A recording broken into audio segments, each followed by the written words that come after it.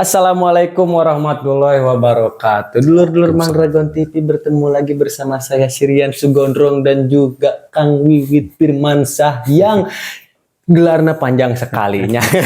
Tentunya di program Only One satu-satunya yaitu Open BO satu-satunya di Kota Bandung di Indonesia sadunia ge moal aya deui program Open BO nya Kang Wiwit. Soalnya mah di dieu hungkul Open BO mah moal aya deui nya. Pokoknya mah tidak bisa dijabarkan ya. Soalnya Jabarna ge macet hese. Kemarin ge nyobaan ka Jabar amit cek naon juga namang nunggu sekalinya teh jadi haji kenapa geus we naon gitunya ya. Gitu sedikit aja. Jadi hari ini kita lanjut lagi Open BO episode kesekian ya. 14 ya. Nah, kalau kemarin kita ngebahas namanya terakhir teh laki-laki alpha male ya atau laki-laki alpha. Nah, sekarang Kang Wiwit, alhamdulillah ternyata ada respon dari dulur-dulur Mang Dragon TV. Ada yang menanyakan mengenai masalah hidupnya Kang Wiwit. Nah, langsung saja Kang Wiwit dia teh ngirim pasti masalah hidup, nggak mungkin masalah mati kan. Iya, mun masalah mati mah nggak usah tahlilan. Jadi dia tuh mengirim tulisan, Kang Wid, tapi panjang sekali. Mau dibaca dulu atau sudah membaca? Oke, sebentar. Mungkin ini lebih ke intinya aja apa gitu ya. Ini dulu Mang Dragon 3 halaman. 3 halaman ya. Ya. Tapi nama disamarkan Kang Wid. Nama sama ya. Oke.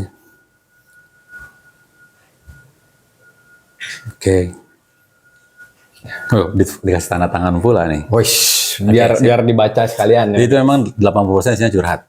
80%. Dari 3 halaman ini iya, 80% menjabarkan satu hal sebetulnya. Oke. Jadi tadi itu dari kita samakan sebetulnya namanya Bunga ya. Bunga, iya. Jadi beliau itu bertanya, intinya adalah bagaimana menghadapi suami yang menurut beliau itu adalah dirasakan pelit dan menutup-nutupi keadaan keuangan keluarga. Iya. Nah, jadi sebetulnya ini sempat kita bahas ya di beberapa pertemuan berikutnya ya di sini. Sebelumnya, bukan berikutnya. Berikutnya mah belum. Sebelumnya. Ya, kadang-kadang saya tuh karena mungkin saya manusia tempatnya hilaf dan salah. Betul, ya. Di balelol gitu. Iya. Jadi intinya bagaimana menghadapi suami yang kata beliau dari versi beliau ya pelit dan juga menutupi keadaan keuangan keluarga.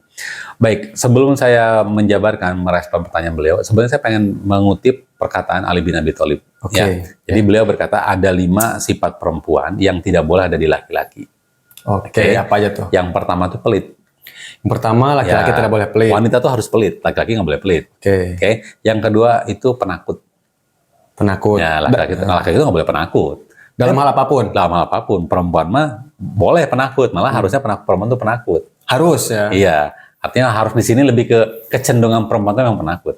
Perempuan hanya nggak takut kalau dia marah.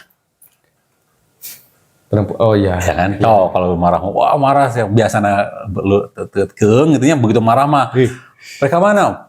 Pulang ke orang tua, kemana ke Tasik? Wah, udah malam. Teuing pokoknya mah. Enggak ada angkot, lempang. Hari-hari kelambek mah gitu kan ya. Nah, jadi pertama tuh laki-laki itu nggak boleh pelit, yang kedua laki-laki itu nggak boleh penakut. Yang ketiga, laki-laki itu nggak boleh jutek. Nggak boleh judes. Ya, kalau perempuan perlu judes kepada lawan jenis tentunya ya. Nah, yang ketiga keempat nggak akan saya bahas untuk nanti gitu ya. Nah, jadi dari pernyataan Ali bin Abi Thalib, walaupun beliau bukan Rasul, tapi tentunya kan beliau terkenal dengan orang yang berilmu. Kita perlu, kenapa alasannya Ali bin Abi Thalib mengatakan laki-laki itu nggak boleh pelit, sedangkan perempuan itu perlu pelit gitu kan.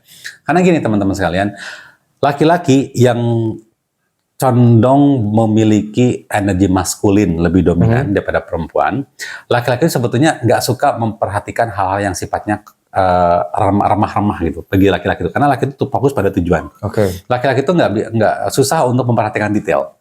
Ya. Nah, ketika ada masalah keuangan keluarga, laki-laki itu lebih ke karena biasanya itu laki-laki kalau begitu dia megang uang, kecenderungannya itu ingin melaksanakan apa yang dia tujukan. Kalau misalkan dia punya hobi, maka ke hobinya. Kalau dia misalnya punya cita-cita pengen punya apa, maka dia akan fokus ke sana. Nah, sedangkan untuk masalah renik-renik kayak mohon maaf ya, bayar tagihan, bayar keperluan sehari-hari, itu biasanya laki-laki nggak mau ribet. So Kang Rem pernah nggak merasa gitu? Iya benar. Asa tekudu gitu mikiran listrik, gas segala macam gitu kan? Penting mah tahu artosna sopir gitu ya. Itu memang pada umumnya laki-laki berpikir seperti itu. Nah, Jadi biasanya ketika laki-laki mengambil alih sistem keuangan keluarga, bukan berarti nggak boleh. Tapi di sini ada semacam kayak apa namanya, kayak pengkondisian yang dimana sebetulnya kurang ideal.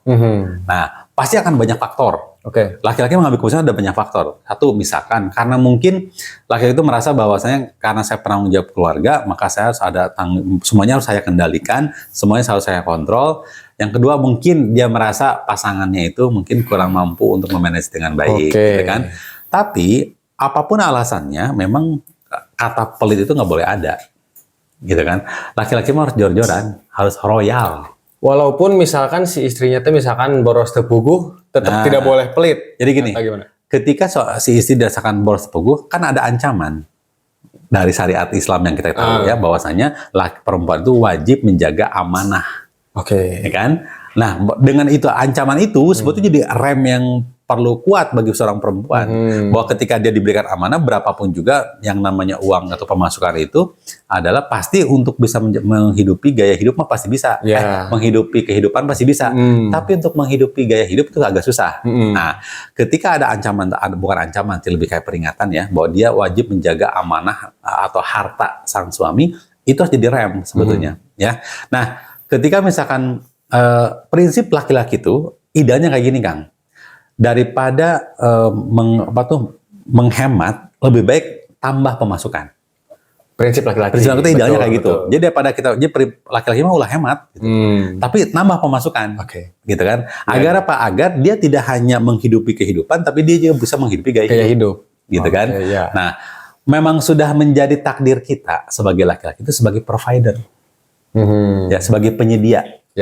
Makanya ketika saya katakan bahwa bagi laki-laki mah istri pertamanya itu adalah pekerjaannya. Kenapa? Karena dengan pekerjaannya dia bisa mendapatkan income, dari income itu dia bisa menjadi penyedia, menyediakan kesejahteraan bagi keluarganya, maka di situ dia dapat namanya respect. Self-esteem atau rasa percaya diri laki-laki itu ukurannya itu. Bukan oleh orang lain, tapi oleh kita sendiri. Betul nggak? Ketika kita, makanya banyak terjadi perpisahan rumah tangga dikarenakan salah satu faktor utamanya adalah ketika sang istri memiliki income lebih besar daripada sang suami. Gitu kan? Itu biasanya bisa menjadi gap yang bukan berarti tidak bisa berhasil, tapi itu gapnya itu kalau tidak disikapi dengan dewasa itu bisa melukai hati si laki-laki sebetulnya. Karena tadi kan laki-laki itu sebagai provider, sebagai penyedia. Nah, dan ketika misalkan si laki-laki itu pelit dikarenakan merasa bahwasanya si perempuannya kurang mampu mengelola dengan baik.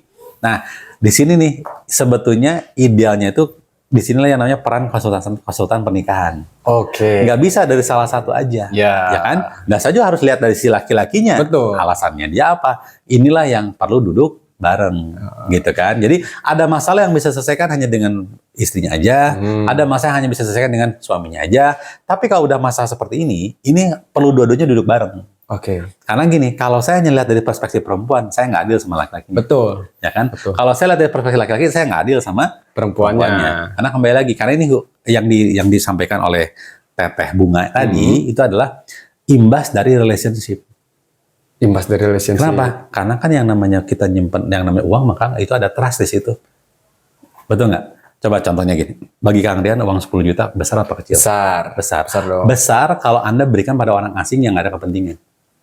Betul nggak? Tapi akan jadi kecil kalau itu untuk pengobatan ibu atau anak yang itu berhubungan sama nyawa. Betul. Begitu dapat uang 10 juta itu udah nggak ada artinya, lewat aja nggak masalah gitu kan? Kenapa? Karena yang tadi bukan masalah nominalnya, tapi masa berapa trust yang kita berikan pada nilai itu, betul nggak? Maka dari itu ketika saya ngasih, misalkan nih, saya ngasih uang 100.000 pada Kang Rian, misalnya, dimana saya tuh nggak percaya sama Kang Rian, makanya itu segede pisan, betul nggak? 100.000. Tapi kalau saya ngasihnya pada Kang Rian, bro saya banget, gitu kan, yang saya utang budi, 100.000, Kang, kalau ayam mah tambahan 0, saya mah gitu kan, tapi dah akhirnya ngesakil gitu kan, ringan aja gitu kan. Makanya kan kenapa kadang-kadang laki-laki itu untuk hobi bisa ngeluarin uang jutaan, tapi kalau untuk infak sedekah kadang juga selama tidak berwarna merah gitu. Gitu. Karena makanya kalau kami buka infak masjidnya sok ngeri saya mah dulu mah banyak parang. Punya. Ayeuna mah naonnya 2.000 teh lambang. Kudu nama kan kalau mau masuk masjidnya kudu pakai pecinya. Pakai peci. Duaan deh nya, duaan. Kan berjamaah. Gitu, ulah sorangan gitu. Jadi ngebahas celengan masjid itu. Nah, jadi Kang intinya mah jadi untuk kasus teh bunga ini harus ada nanti duduk berdua, bareng. duduk barengnya ngobrol. Jadi saran saya kepada Teh Bunga sebetulnya sih memang insya Allah kalau mau dibutuhkan fasilitator kita insya Allah bisa memfasilitasi ya. Kita bisa ada di kedai Arurang gitu kan, kita sambil ngopi gitu kan, kita ngobrol baik, santai aja, tidak ada penekanan apapun dan kita mencoba senetral mungkin. Ya, yang penting kita telah memberikan solusi. Gitu. Yang penting memberikan yang terbaik untuk Teh Bunga dan Kang Duri. Kan mun bunga mah ya durian, bunga tanang bunga melati kan enggak? Oh, bunga melati enggak? Bunga mawar doang yang berdua. Iya nya. Tenang lah kayak saya di bere duri. Ya itu dia ya. Jadi untuk masalah teh bunga mudah-mudahan sedikitnya bisa memberikan pencerahan ya. Mudah-mudahan nanti kalau misalkan butuh penengah bisa hubungi saya atau Kang Wiwin ya, atau dari pihak Mang Dragon TV ya. Nanti kita insya Allah bakal memberikan jalan rekomendasi solusi atau jalan tengah nanya. Nah, untuk dulur-dulur yang lain juga kalau misalkan ingin bertanya seperti Teh Bunga tadi langsung saja di DM ya di IG-nya @mdtv.production ya, atau komen di kolom komentar di video ini ya. Dan kalau misalkan dulur merasa ini bermanfaat jangan lupa nah itu dia ya. Itu saja mungkin Kang Wiwin. Biasa terakhir. Siap. Untuk dulu Mang Dragon, jangan lupa sarigi kerujung hati, sarengka kerujung pikiran, memeprak sing hati-hati, mun sidik salah, singkiran. Oke ya, itu dia. Terima kasih Kang Wiwin atas waktunya. Mudah-mudahan bermanfaat. Saya Sirian Sugondrong dan juga Kang Wiwin Firmansyah. Mohon maaf bila mana ada salah-salah kata. Wassalamualaikum warahmatullahi wabarakatuh. Waalaikumsalam warahmatullahi wabarakatuh.